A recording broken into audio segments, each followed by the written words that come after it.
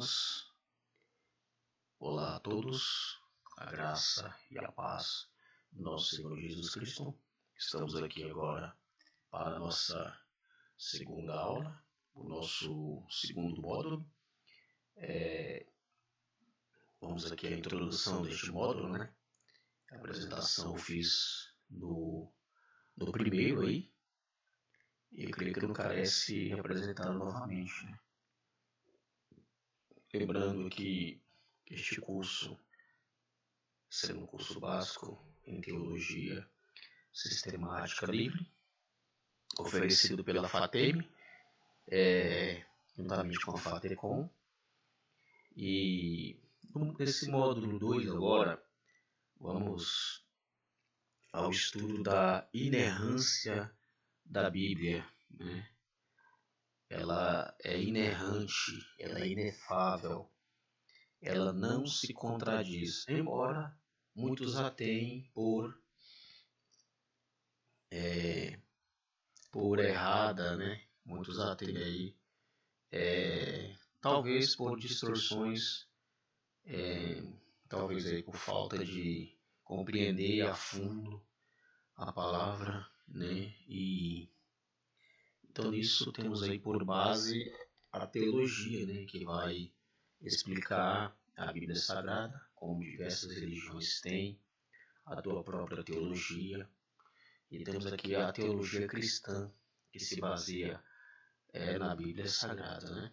De suas traduções, tua história, enfim. E creio que este curso vai ser de grande valia, né, para você que está aí pregando, iniciando o ministério. E com certeza vai ser de grande valia para vocês que desejam pregar a palavra de Deus aí. Vamos lá. A palavra inerrância significa que a Bíblia ela não tem erros. Esse conceito é constantemente atacado e o combate a ele ou não tem estabelecido uma linha divisória entre os evangélicos ou entre os cristãos em geral.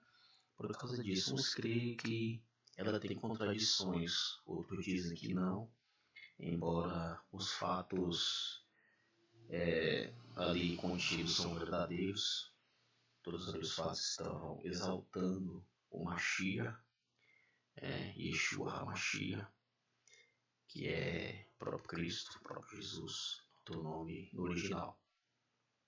E muitos atendem aí algumas seitas também, né? Algumas seitas que se dizem ser cristãos, mas não são, e acabam distorcendo este campo teológico desta forma, né? Nós vamos aqui a importância da inerrância, que é o artigo 1º, e a inerrância declarada. Não é possível crer na Bíblia sem crer na inerrância total. Crer que ela pode ter erros é tomá-la totalmente digna de confiança, já que não é possível estabelecer até onde os erros chegariam. Matérias como cristologia e soteriologia perderiam a credibilidade por falta de certeza de que a Bíblia as expõe corretamente.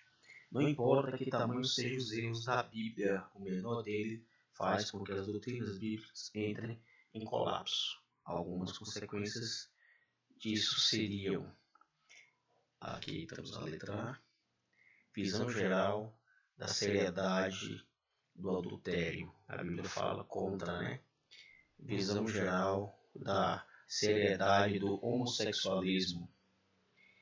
Visão geral, ou seja, a visão liberal do divórcio e do novo casamento, ou a reinterpretação cultural de alguns ensinos da Bíblia. Temos aqui um exemplo: a submissão da mulher, obediência civil e sexo antes do casamento, tendência a encarar a Bíblia pela própria ótica psicológica moderna. A inerrância diluída, para muitos brigar pela inerrância da Bíblia é fazer uma tempestade um copo de água, ou um copo d'água, né? E se diz que a Bíblia não fala claramente sobre a sua inerrância. Contudo, para fazerem tal afirmação, eles teriam de mostrar que ela também não ensina isso. Então, o dever do teólogo é mostrar dentro do campo teológico, da exegese, de uma boa hermenêutica bíblica, que a Bíblia ela não tem erros, mas ela e também nem contradições, mas ela tem aí uma interpretação teológica verdadeira, sem falhas, né? Então, para você aí que talvez já tenha feito teologia, você talvez tenha feito, ou você que está chegando aí agora, né?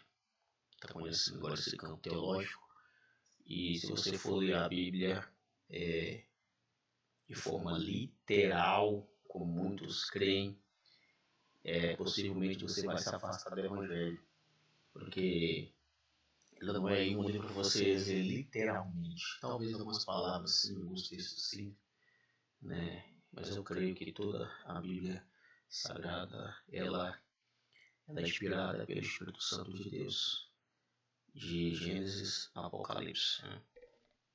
Gênesis a Malaquias e de Mateus até Apocalipse, que foi a revelação de Cristo a João, né, sobre a nova Jerusalém, a nova terra, o novo mundo, o arrebatamento da igreja, ou seja, a escatologia bíblica desde a lei de Daniel e de vários outros profetas, Isaías, Jeremias, Abacuque, enfim, profetas maiores e menores. Então, de modo claro, o fato de a Bíblia, estou lendo aqui, não falar sobre a inerrância usando esse termo, não quer dizer que essa verdade não seja apoiada por um texto sequer que contém a palavra trindade. Ou seja, né, deixa eu resolver isso aqui logo, alguns textos aqui, algumas referências aqui, alguns textos pode ler depois, 2 Timóteo, que fala um pouco também sobre Agostinho, né, em 354. Aí ele afirmou que as consequências mais desastrosas devem seguir-se a crença de que existe algo falso no livro sagrado. Isso equivale a dizer que os homens, por meio dos quais as escrituras chegam até nós, encarregados de colocá-las por escrito, registram algo falso. Esses livros, se neste sagrado santuário de autoridade se admitir a possibilidade de haver uma só declaração falsa, não restará uma única sentença desses livros que, parecendo alguém difícil de praticar nela, crê, não possa ser explicada pela mesma regra fatal como uma afirmação na qual o autor intencionalmente declarou o que não era verdade, ou seja, uma epístola de Santo Agostinho, né, um grande teólogo aí, de 354 a 430 aí, que foi o final da vida dele.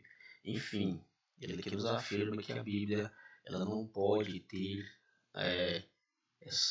esse erro, como muitos dizem, muitos estudiosos, né, têm ela por errada. Creio que seja uma falta de interpretação, e aqui é um curso sério para uma teólogo de verdade. E a nossa doutrina ela não se baseia no que o homem fala, no que o homem faz, mas ela se baseia na palavra de Deus. Então a religiosidade ela atrapalha a pessoa se aproximar de Deus.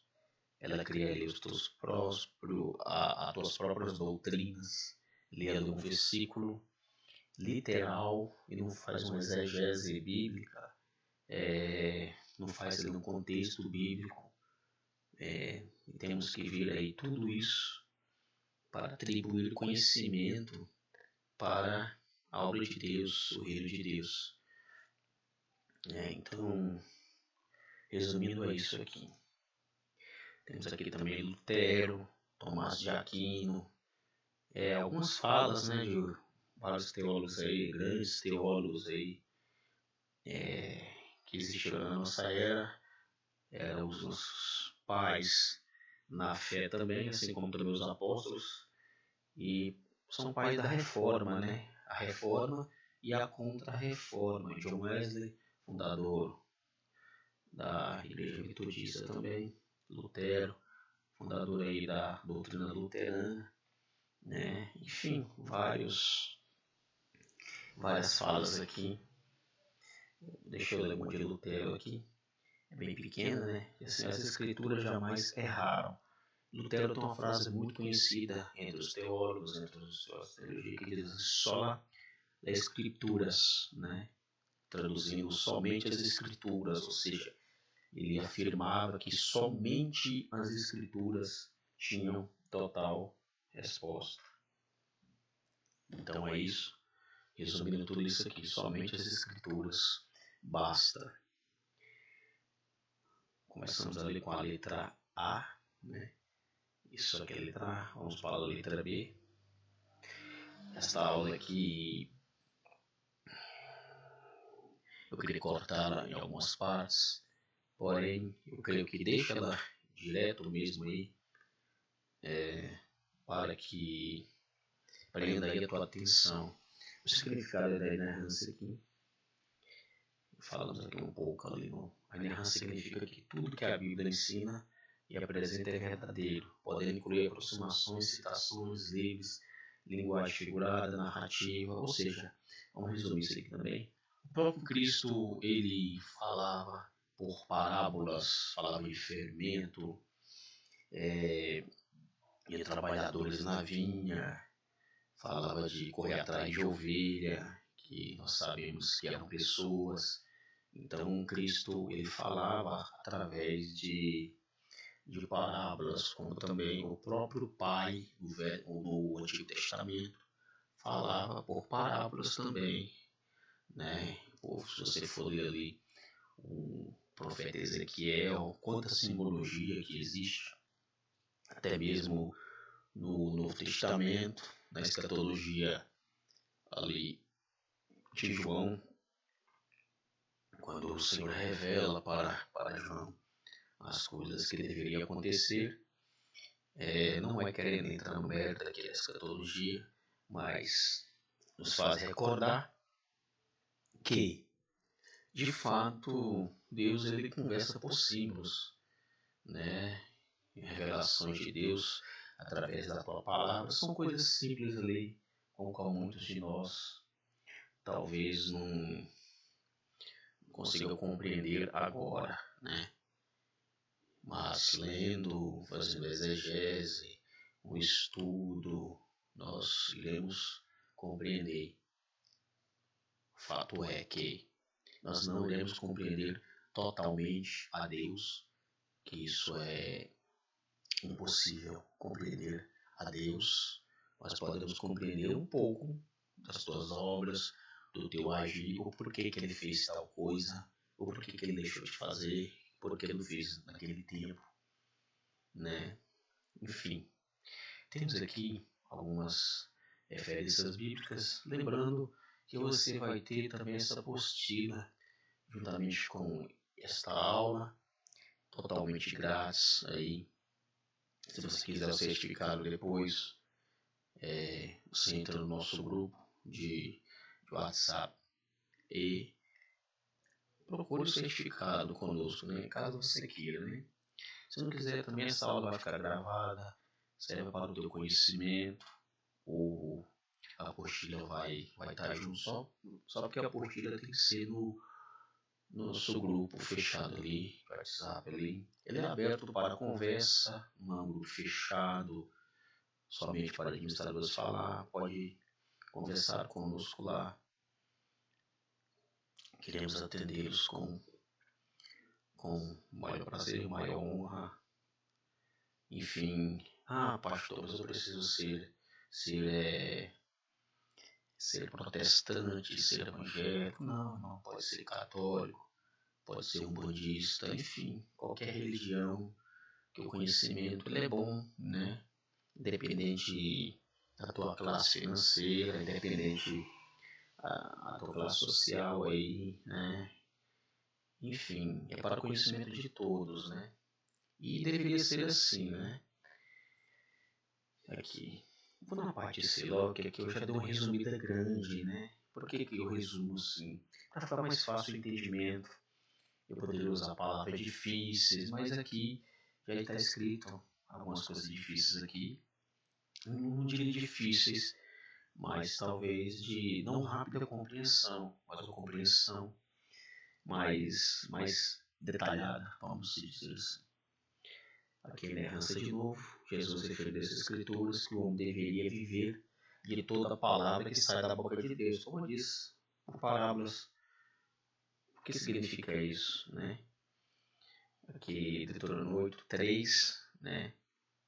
Com uma referência aqui para ler depois.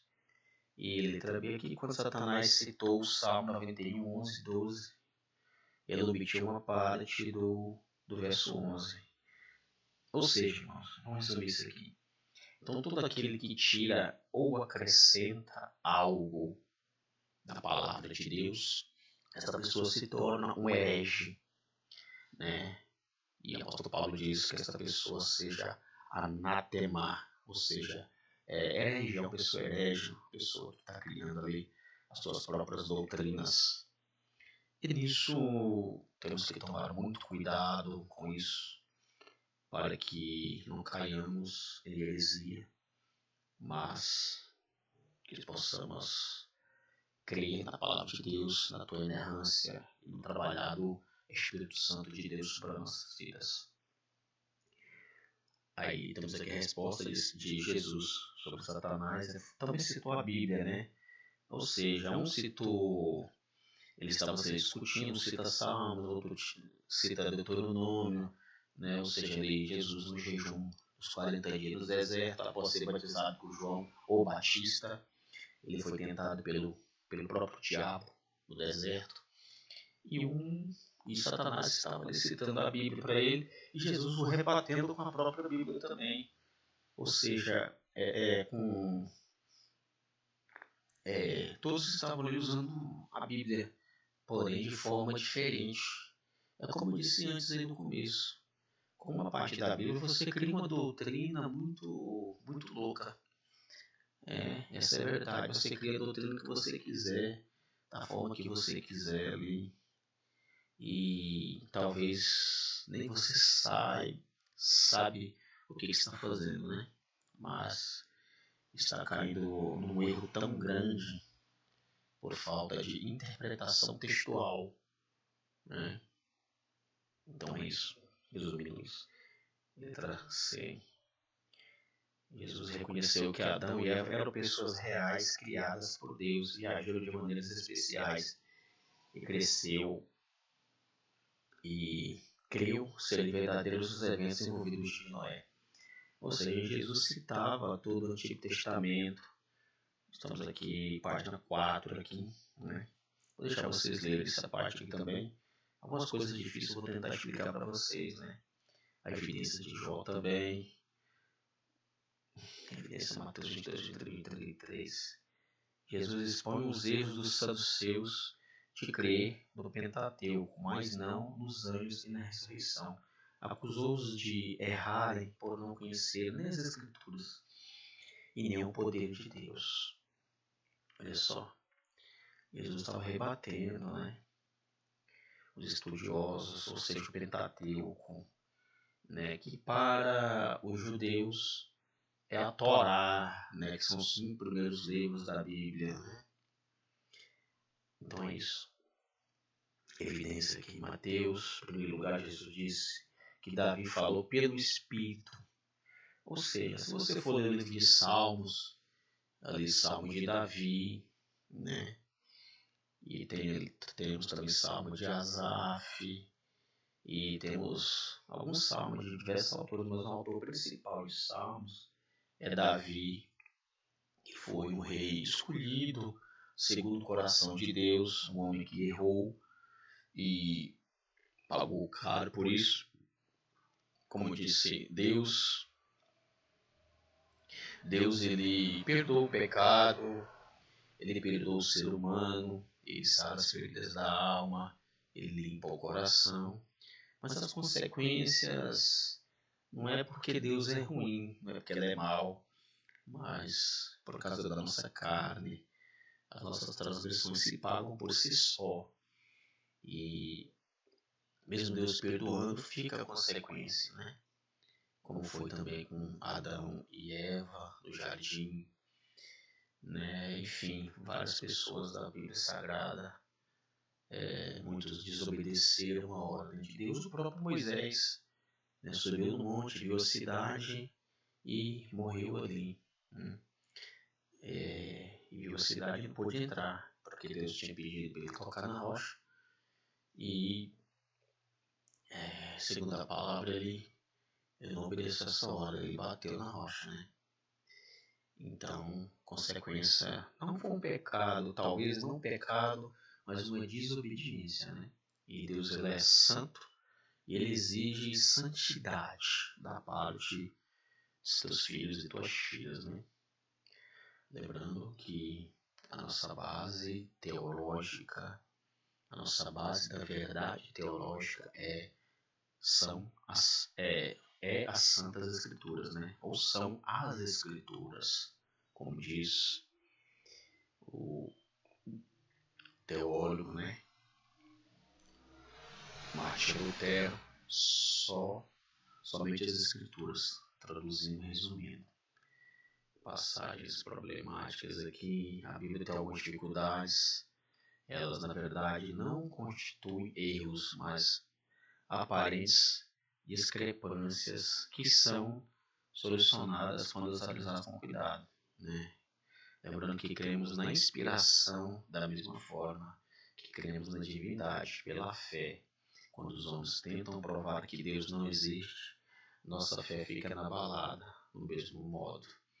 Diante das dificuldades na Bíblia, nossa fé mantém nosso conceito sobre a inerrância, pois cremos que as Escrituras não foram dadas, pois cremos que as Escrituras nos foram dadas por Deus.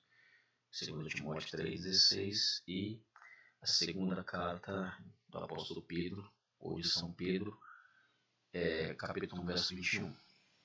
E as duas narrativas da criação, Gênesis 1, 11 e 12, diz que as plantas foram criadas no terceiro dia. Gênesis 2,5 dá a entender que não havia plantas antes da criação do homem. E o que ocorreu no sexto dia, na verdade, Gênesis 2,5. Não fala de todo tipo de planta, mas daquelas que precisam ser lavradas. Precisava do homem para lavrar a terra, né? Para cuidar das plantas, ou cultivadas pelo homem, como acabei de dizer. De modo que Gênesis 2,5 é um complemento do que foi dito em Gênesis 1, Gênesis capítulo 1, verso 11 e 12, do mesmo modo que foi dito em Gênesis 1,27, que Deus criou o homem e mulher, cujos eventos depois foram detalhados no relato de Gênesis 2,18. Teremos uma confirmação apenas aqui. A esposa de Caim, a Bíblia A pergunta é, se só existia a família de Adão, onde Caim encontrou sua esposa, a resposta está no Gênesis 5,4. Diz que Adão gerou filhos e filhas, a esposa de Caim, a Som, com a de Sete, foi uma das suas irmãs. Naquela época, né? Tal casamento não gerou nenhum tipo de anomalia, como é arriscado acontecer hoje. Hoje seria uma abominação. Se você for ler no livro de Eclesiastes, Cristo Deus, o próprio Deus vai dizer ali para não se deitar com parentes, né? Por causa das anomalias. Enfim. Aí depois Deus proibiu, como acabei de dizer. Moisés disse que a praga que seguiu a adoração de Israel a Baal pior, matou 24 mil pessoas, enquanto Paulo disse que foram 23 mil. Ou seja, parecem contradições, mas talvez por tempos e tempos pessoas vão traduzindo aí algumas passagens, algumas falas ficam por falta de tradução de alguns textos, até mesmo que foi traduzido de linguagens antigas aí, do aramaico, do hebraico.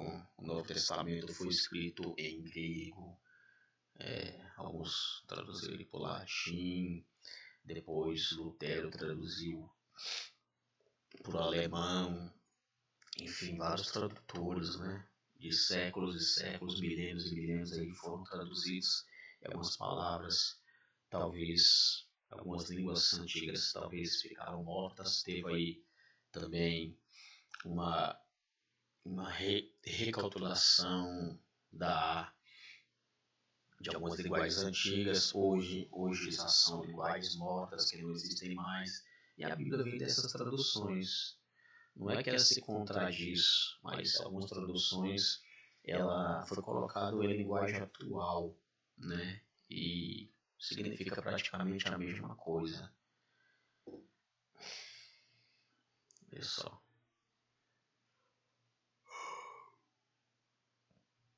Vamos lá. Aqui eu vou deixar para vocês lerem, para que a nossa aula não fique longa aqui. Capítulo 8, 9. Vou pular aqui já, porque esse aqui eu quero que vocês lerem, que fala sobre os seres pessoais. Vocês vão ler isso aqui. Essa aula não vai ficar muito grande, vai ficar pequena desta vez. E vão para angelologia, estudo dos anjos. Aqui diz estudo, ou seja, o ministério dos anjos, a função dos anjos. Aqui é bem grande isso aqui. Já vamos terminar esta aula daqui a pouco. Estudo o mistério dos anjos em relação a Deus. Eles o louvam, ou seja, os anjos louvam a Deus. Salmo 148, Salmo de número 148, 1, 2, Isaías 6, 3. Letra B, os anjos adoram a Deus. Temos aqui a referência, pode abrir para o e olhar. Eles se regozijam com seus feitos. Está em J 38, 6 e 7. Eles o servem. Então, olha só. Tanto que os anjos trabalham para Deus. Você falou de Daniel também. Desce ali o anjo para levar o recado. Os principados ali pegam o anjo e não deixam e levar a resposta da tua oração para Daniel. Daniel ficou 21 dias orando, consagrando a tua vida e em prol da tua nação, e Deus mandou o anjo para levar a mensagem para ele, levar ali algumas revelações dos últimos tempos, dos últimos dias. E depois Deus teve que mandar, creio que foi Miguel, o arcanjo, guerreiro, chefe de exército do Eterno, de Jeová, né? Jeová. Então temos aqui, pode ler todas essas referências aos anjos aqui.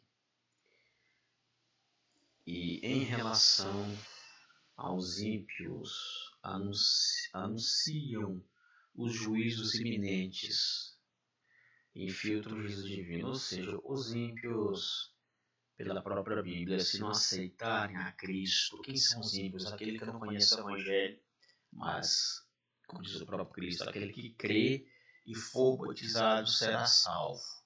Lembramos de Filipe, no livro de Atos. Deus fala com ele, ele vai ali atrás do etíope ali, eunuco etíope, e vai correndo ali atrás ali da carroça do lado, e o etíope estava lendo o livro de Isaías, né? E falava sobre Cristo. Aí Felipe pergunta a ele: você entende o que você está lendo aí? Não, como é que eu vou entender se ninguém está me explicando nada? Ou seja, há uma necessidade da explicação das Escrituras. Nós não podemos ser ignorantes quanto a isso, né? Estamos na era moderna, necessitamos estudar a fundo a palavra de Deus para não cair em heresias. Isso é fato, né? Vamos terminar esta aula agora. Não quero que ela fique muito longa. Temos aqui a teoria da evolução, pode ler depois aí. Essa teoria ela vem de Charles Darwin, que ele crê que evoluímos aí de alguma espécie de macaco. Não que vemos de apenas de todos os macacos que foram evoluindo. Darwin acreditava, né? Darwin foi um grande cientista, porém ateu, e não crê em Gênesis capítulo 1, que Deus criou os céus e a terra no início, né? Que está no livro de Bereshit. Bereshit é Gênesis. Estou falando no original, no hebraico, né? Bereshit. Vamos pular aqui já para o final, que é bem importante aqui, já para o final mesmo aqui, ó.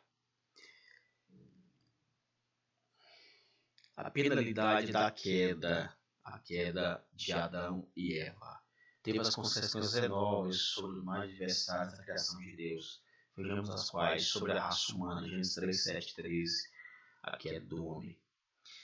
Sentimento de culpa que ficou evidente na tentativa de encobrir o seu ato de pecado, ou seja, quando nós pecamos, muitos de nós ficamos até, parece que com vergonha de orar. Isso é normal, porque é a natureza pecaminosa do homem. Isso herdamos de Adão. Adão significa humano, não é um nome próprio. E Eva significa ali mãe, né? Ou varoa, ou mulher, depende da tradução. Vamos falar que seja mãe, né? E por causa disso, por causa da queda deles, hoje tudo que nos acontece, mesmo Cristo pagando ali o preço na cruz, né? Mas a partir da hora que você o aceita no teu coração, aceita a palavra dele, ele entra no seu coração, faz morada, né? Ou seja, perdemos a comunhão, perca de comunhão que ficou evidente na tentativa de se esconder de Deus. E também aqui sobre Satanás, em Gênesis 13 e 15, que foi uma profecia, né? Em Gênesis 13 e 15, que da semente da mulher nasceria alguém que pisaria na cabeça da serpente. E esse foi Cristo, que se cumpriu, nascendo na pessoa de Maria, desposada de José, descendente de Jacó, de Abraão, Isaac, Jacó e também de Davi. Sobre Eva e as mulheres também, Gênesis 3,16, dor na concepção, ou seja, Deus tinha falado para ela que aumentaria a dor da tua conceição, vai dizer assim, uma tradução de João Ferreira de Almeida, revista corrigida, vai dizer desta forma, literalmente desta forma, que aumentaria a dor da tua conceição, ou seja, aumentaria a dor dela ter filhos e filhas, né? E sabemos aí que pode perguntar a qualquer mulher que ganhou criança, tua mãe, tua esposa, que é uma dor insuportável, é terrível, e veio por causa disso, por causa do pecado de Adão e Eva. A maldição sobre a terra que tornou a obtenção de um alto penoso, ou seja, muitos dizem que o trabalho dignifica o homem. A Bíblia não vai falar isso não, tá? Mas o trabalho hoje, né, ficamos agradecidos por um trabalho sustentar o nosso lar, mas não era para ser desta forma, né? O próprio Deus sustentava Adão, Eva, no jardim, sem muito esforço. O trabalho que eles tinham era só apenas cuidar do que Deus tinha feito e deixado para eles cuidar. É como se fossem zeladores do jardim de Deus, ou seja, era o jardim no Éden. Muito dizem do Éden, mas é certo, é no Éden.